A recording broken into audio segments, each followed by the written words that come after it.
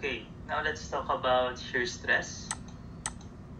So for example, you have this scenario, masyadong matibay yung plate natin. Hinila natin yung plate ng force F. Now since mas matibay yung plate natin, ang masisira is yung pinaka-bolt. So yung bolt na yan, masisira yan or mahati sa gitna, that is shearing. So eto yung pinaka-masisira dun sa bolt, and then yung force na tinitingnan ko is parallel dun sa ating area na masisira. Since parallel yung ating area dun sa force, shear stress yung mangyayari. So force over area, yung area na kinoconsider sa shearing should be parallel dun sa force. Na nagkataon, in this case, that should be area lang ng bilog. So pi over 4 d squared.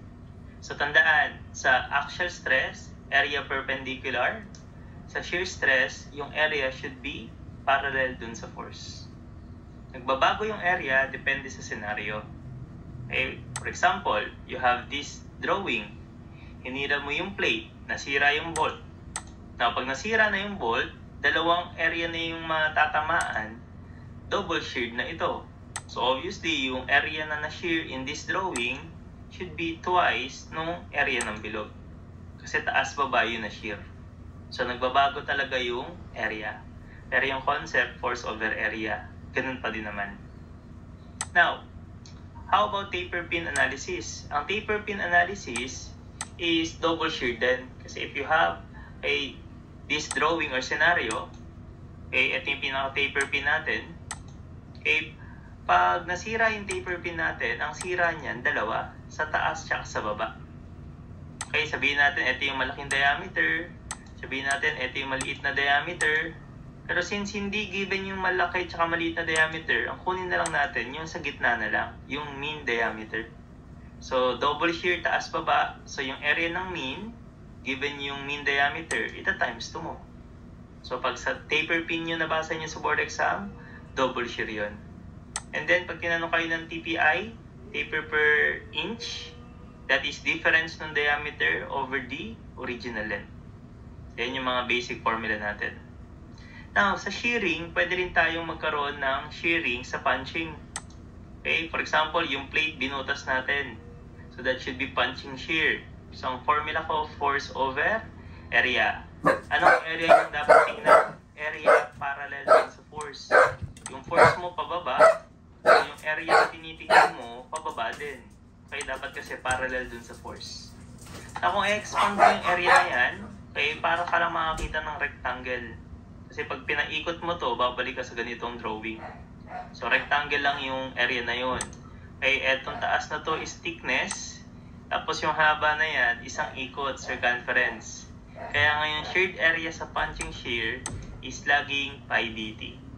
So, tandaan na, depende sa drawing. Kanina bilog, ngayon pi dt.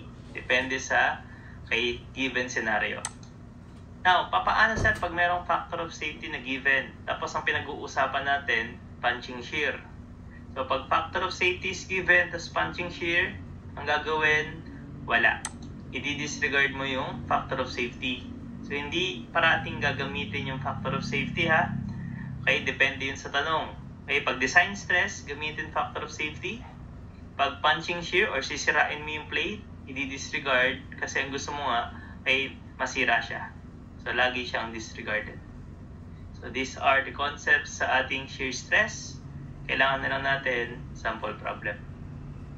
A 6 inches diameter rivet undergoes a shearing force na 1,750 pounds. Find the average shear in the rivet. Okay? Now, some books, ang representation nila ng shearing force is variable B. Pero, simply that is force pa din naman. So, pwedeng force, pwedeng B yung representation nyo. So, ito yung given, diameter, and then yung force. Tapos, ang tinatanong, shear stress dun sa ating rivet. Okay, so, force over area tayo. Now, assuming ito yung cross-section ng rivet natin, tapos hihilahin natin ng force F, yung area na masisira dun sa rivet is area lang ng bilog. So, ang gagamitin nating area is pi over 4 d squared. Kasi yan yung area na masishear. Analyze. Force is given Okay, diameter is given. So, therefore, direct substitution. So, shear stress is equivalent sa force, 1,750 pounds. And then, area is pi over 4. Diameter natin 6 squared. So, this is square inch. Now, kung mapapansin nyo, yung unit na natira dito is pound kada square inch. PSI pa lang ito. Ang final answer natin dapat kilogram per centimeter squared. So, kailangan natin ng conversion. So, ang madaling conversion para hindi natin isa-isahin is yung gamit yung 180 m. Ang 180 m is 14.7 PSI and then ang 180 m is 1.032 kilogram per cm squared. So, maganda kung kabisado natin yung mga conversion sa pressure. So, this is a converting factor para mabilis nating ma-convert. Okay. 14.7 PSI. Ibig sabihin ng PSI is pound kada square inch. 1.032 kilogram every cm squared. So, mag-cancelled out na yung PSI.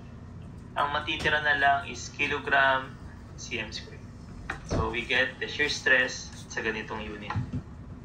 So, 1,750. I-divide natin ng pi over 4. A diameter is 6 squared.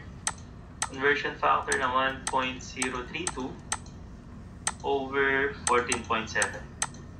So, makuha natin yung shear stress. Ang value niya is 4.345 kilogram kada centimeter squared.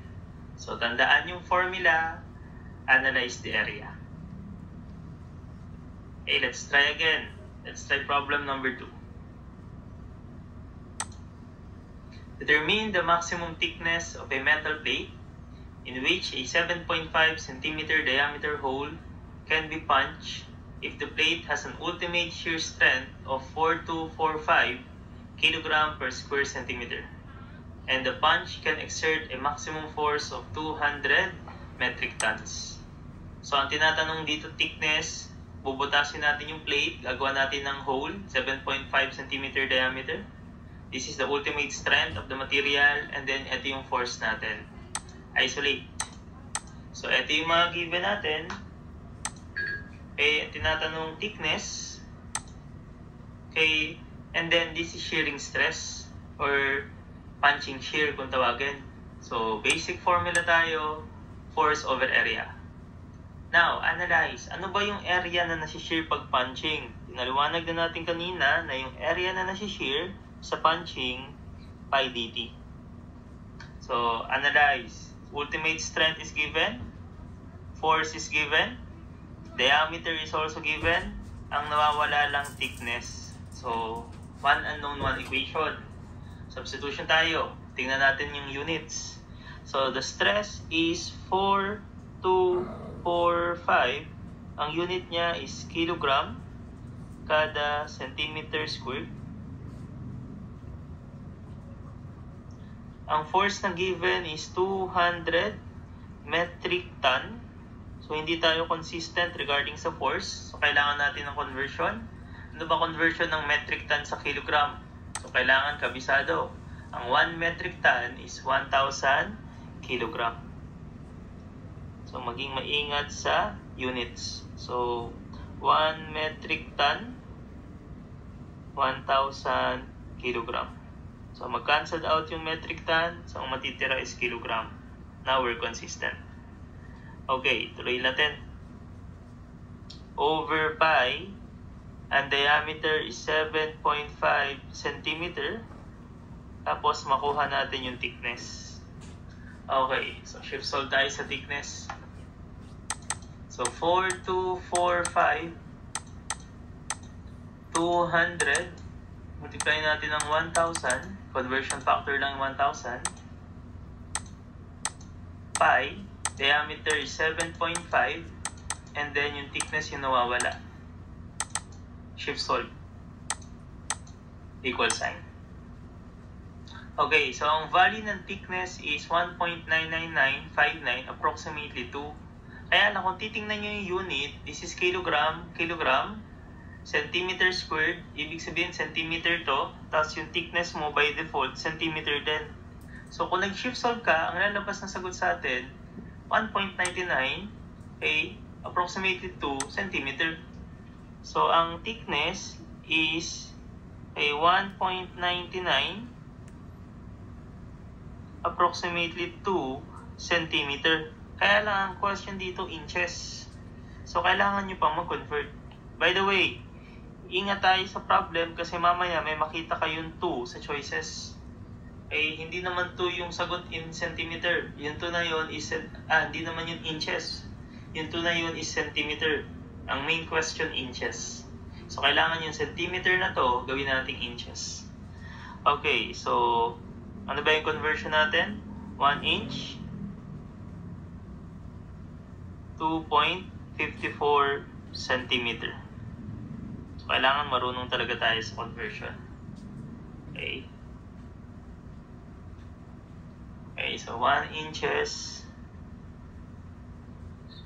or 1 inch, 2.54 centimeter. So, ang gawin natin dito, i-convert pa natin.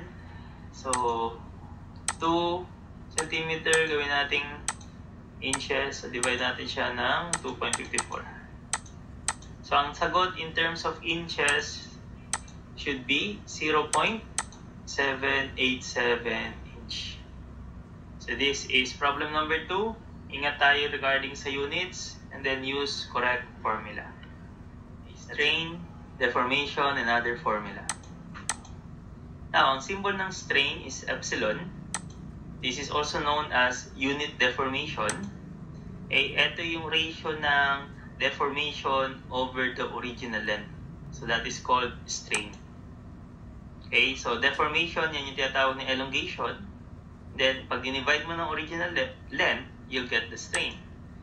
Now, pag tinanong ka ng mean strain, that is the average ng tatlong strain sa X, sa Y, the Z axis. Okay, and then this is the stress-strain curve. So, ito yung representation ng Hooke's law. So, under this part, linear pa yung relationship, modulus line, proportional limit, plastic limit, yield point, and then ultimate strength. Na kung sakaling tanungin tayo dito, more on concept ito, so dapat binabasa natin yung mga terms. By the way, in board exam, hindi lang lahat problem solving, so make sure nagbabasa tayo ng terms. So these are some definitions. You can pause and copy yung mga definitions natin. This is for proportional limit, elastic limit. This is for yield point, and then this is for the ultimate strength.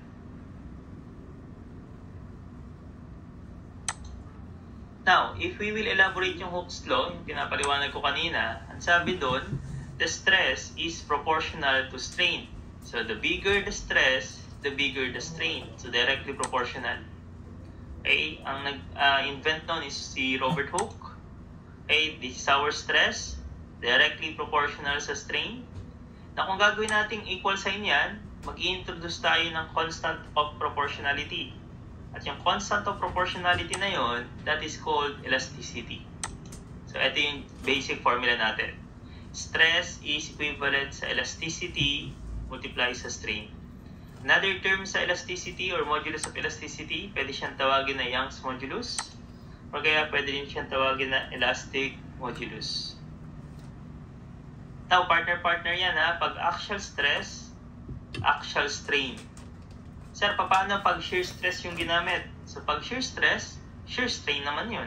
Kaya lang magbabago yung ating constant of proportionality. Okay, so kapag shear stress, directly proportional sa shear strain. Pag ginawang equal sign, ang ilalagay mo naman dito is yung rigidity. So, ito yung magiging mga formula. Another term sa modulus of rigidity, pwede rin siyang tawagin na modulus of elasticity in shear. Now, deformation tayo. Now, meron tayong two types of deformation. Deformation due to force, at deformation due to weight. If you recall our two basic formula, stress is force over area, thus strain is deformation over length, pag pinalitan natin ng stress ng force over area and strain ng deformation over length, magiging ganito yan. And then simplification, yung length tataas dito, yung E bababa. So bottom line, yung deformation pala is FL over AE. So yung palatandaan ng iba, play. So deformation due to force, play. FL over AE. Now, how about deformation due to weight? So ang derivation nun, dito pa rin galing. Kaya lang medyo mahaba, pero pwede siyang ma-derive. So yung force is due to weight. Weight by definition is gamma volume. Gamma is rho g. Now, ang concentration ng bigat is nasa kalahati or nasa midpoint ng ating pinaka-length. Kaya this is L over 2. So, ang volume is area multiply sa L over 2. Tapos, pag sinubstitute natin yan dito, mula sa FL over AE, magiging ganito yan. Bottom line, ito na yung derived formula. So, rho g L squared over 2E. So, again, I'm suggesting, pag-isaduhin na lang. Rho g L squared over 2E. A Poisson's ratio is the ratio ng lateral strain to the longitudinal strain. So, habang humahaba yung ating material, kung lumiliit naman yung cross-section. Okay? So, negative yun kasi meron tayong pagliit dun sa cross-section. So, ang Poisson's ratio is negative. Okay? Strain sa lateral over longitudinal. Now, this is an important formula. Pwede mo masolve yung rigidity given yung Poisson's ratio ng material. So, this is E all over twice ng 1 plus our Poisson's ratio. So, this is an important formula. Memorize. Next. A dilatation is the summation ng mga strain. So, i-add mo lang yung strain sa X, sa Y, at sa Z. Or, you can use this derived formula. Now, if ever wala tayong stress sa Y at sa Z axis, cancelled out na yan, yung stress sa X, pwede palitan ng force over area. So, kung ika-cancelled out ko to, at papalitan ko to ng force over area, maiksi lang yung formula ng dilatation. So, this is our formula. Okay, and then last is the notch sensitivity factor. That is 1 all over 1 plus A over R. Yung A is the material constant, given sa problem yun, most likely. Radius, pwedeng tanungin yung radius given the notch sensitivity factor. So, yung mga formula na to is formula dependent, yung mga problem na ganyan. Please memorize and use it correctly. So, yun yung mga formula natin ngayon. Ang kailangan nilang sample problem. Number 1. The shear stress is 50,000 psi. The modulus in shear is 11.5 times 10 raised to 7 psi. Find the shear strain. Okay, so ang given natin, shear stress, modulus in shear, ibig sabihin ng rigidity. Ang tinatanong is shear strain. Okay, ang kailangan lang is yung formula natin, hopefully naalala. Shear stress is equivalent sa rigidity multiply sa shear strain. So, given lahat, nawawala lang yung shear strain. So, shift solve. So, stress is 50,000 psi. Rigidity is 11.5 times 10 raised to 7 psi. And then, yung nawawala, shear strain. So, ang shear strain is unitless. So, magka-cancel out lang yung unit. Masasolve yung shear strain. So, this is 50,000. Okay, 11.5 times 10 raised to 7. This is unknown. Shift solve. Makukuha natin yung shear strain. So, this is 4.34 times 10 raised to negative 4. So, you choose the best answer. Obviously, letter A. So, madali lang yung problem. Formula dependent. Next, let's try problem number 2. A, compute the shear modulus of elasticity in shear for steel na ang modulus of elasticity is 30 times 10 raised to 6 psi and the Poisson's ratio is 0.28. So again, pag sinabing shear modulus, modulus of elasticity in shear, rigidity yung tinatanong. So given yung elasticity, given yung Poisson's ratio, ang tinatanong is the rigidity, yung modulus of elasticity in shear. So, still, direct sub. Sana naalala yung formula. Substitution lang naman. Makuha natin yung sagot. So, let's have rigidity. Rigidity is equivalent sa